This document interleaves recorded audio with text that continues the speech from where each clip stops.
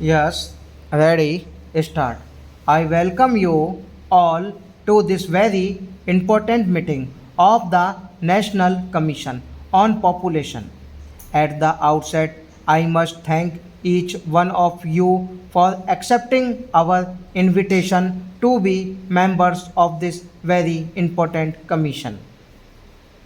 We have an important national task to address, and I urge everyone to pay the highest attention to the issues at hand. One of the key challenges facing India today is stabilizing our population.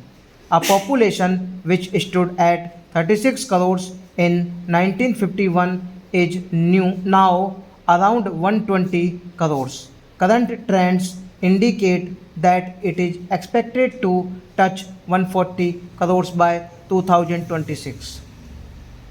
By all estimates, we will end up as the world's most populated countries in the next few decades. While we all can agree that human resource is an invaluable asset in economic and social development, there are limits to the population that our environment can sustain in the long run, particularly in view of our desire to achieve higher standards of living.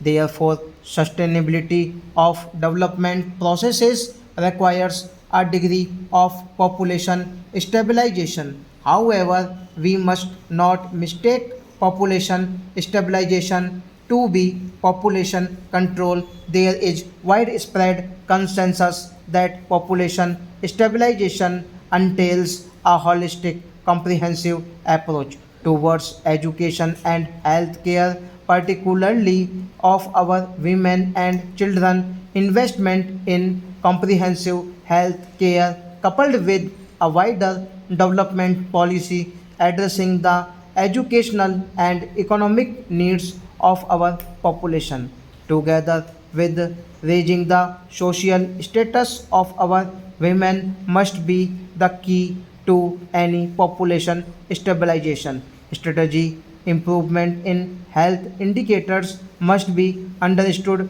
to be interlinked with indicators for literacy, water supply, sanitation, nutrition, housing, and incomes.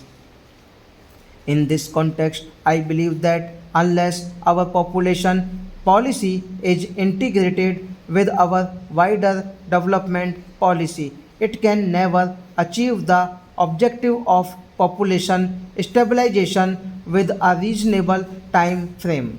I draw your attention to the experience of states like Kerala, Tamil Nadu, Andhra Pradesh, Karnataka, and Himachal Pradesh. The link between social and human development and demographic trends is obvious and too stark to ignore. I urge all political parties, social activists, and policy makers in states with high population growth to study and learn from the experience of these states. This meeting offers us a unique opportunity to learn from these states which have served as an example, improving their demographic status through a multi pronged approach. This approach has to be followed for achieving our goal set future. There are three aspects of population policy that I wish to draw your attention to. In each of these three areas, we need a national, political, and social consensus to move forward. Such a consensus can be generated by the distinguished members of this August Commission. First, there has to be a concerted campaign focusing on issues related to welfare of girls and young mothers. We need to invest in educating the girl child and improving her health and social status. We need to empower adolescent girls and young women so that they can make informed choices about their lives and the size of their families. This empowerment played a critical role in accelerating the demographic transition not just in states like Kerala and Tamil Nadu but across the world. Surveys indicate that even now, over half of our young women get married below the legal age of 18 years. They do not have information or easy access to contraception of any kind. This has contributed to the demographic pattern too early, too frequent, and too many children. This is more prevalent in demographically weaker states. We need to address this problem. Our government is committed to the full social and economic empowerment of our women. We have already taken several steps, both legislative and administrative, to widen social opportunities and guarantee the economic rights of women. We are firm in our commitment to gender equality and women's empowerment. This is an important policy plank of our government. You should have no doubt about our commitment in this regard.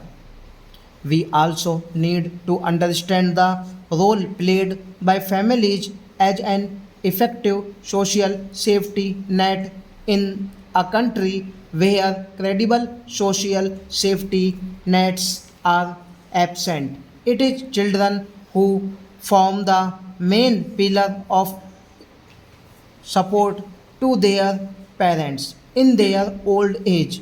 This, coupled with high infant mortality rates, compels families to have more children.